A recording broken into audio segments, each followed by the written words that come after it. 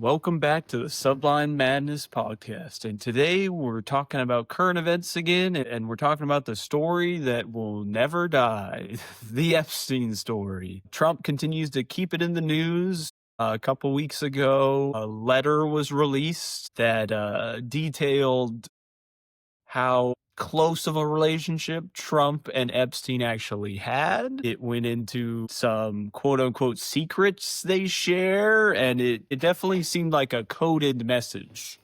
100%.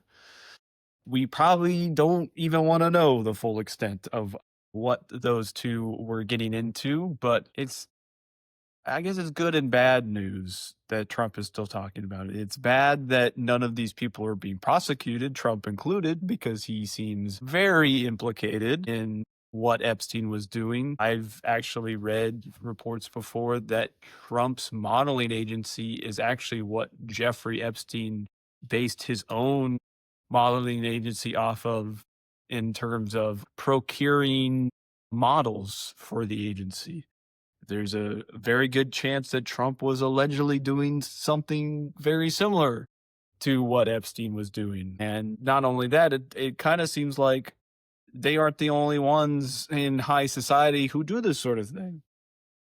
Put aside the fact that this was an intelligence operation almost like 100% completely. We can almost say that without a doubt.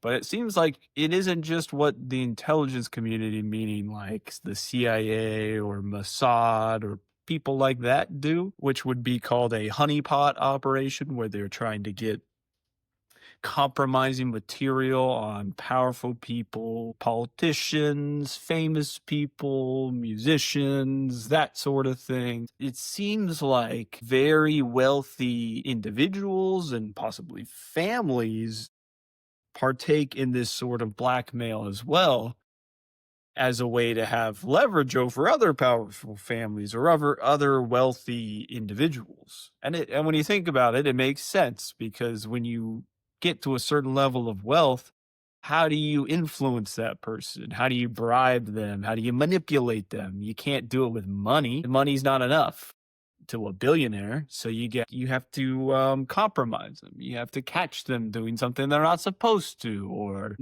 I mean, it's probably as sophisticated as knowing what's on their phone now and using their texts against them. Could be as simple as that, or it can be as horrible as what Jeffrey Epstein and company were doing on the island with underage children. It's a pretty terrible story, and it's getting even worse because just last week, Ghislaine Maxwell was transferred to a minimum security prison for what they didn't really give any real good reason. What the reason probably is that Trump wants to make it clear that if she plays ball, there's a pardon in her future. I mean, the fact that she's not in a maximum security prison right now is insane.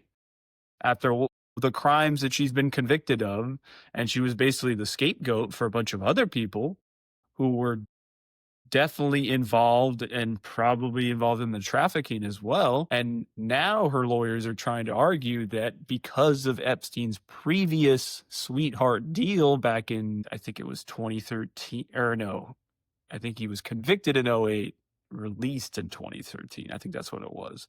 But the sweetheart deal, in that deal, it stipulated that any of his accomplices were also given blanket of immunity for that deal. So Ghislaine's lawyers are trying to argue that she was prosecuted, I guess, unlawfully because of this deal that she should have also been a part of. Which, if she gets off based on that, that's insane. But right now, it's looking like the Trump administration is trying to distance themselves from any sort of culpability in the Epstein mess, but they've kind of just made it an even bigger drama.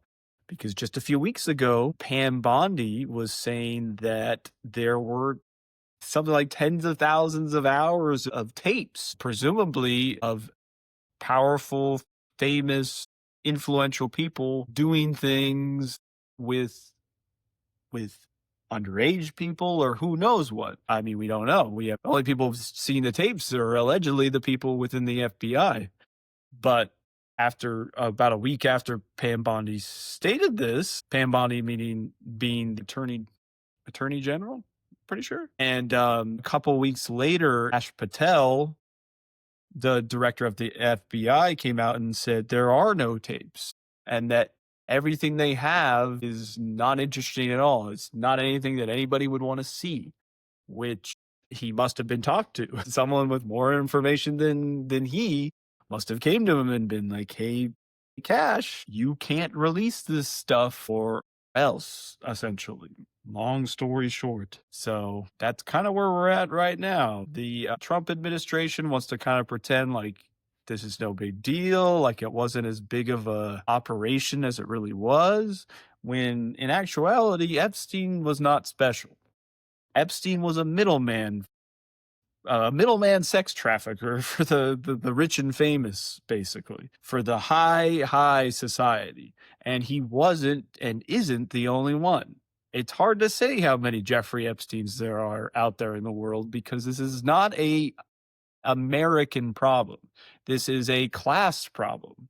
This goes back to the class divide. This has to do with very wealthy individuals who are drunk on power and they do not have any empathy, because obviously if they had any empathy they wouldn't be doing half of what allegedly goes on at places like Epstein's Island. I mean, back to Epstein and how he's a middleman, I guarantee you that's not the only island where crazy stuff is going on back then and now. There are many other examples of this going on throughout history, a very famous example being the Franklin cover-up. And we might do a future episode on that.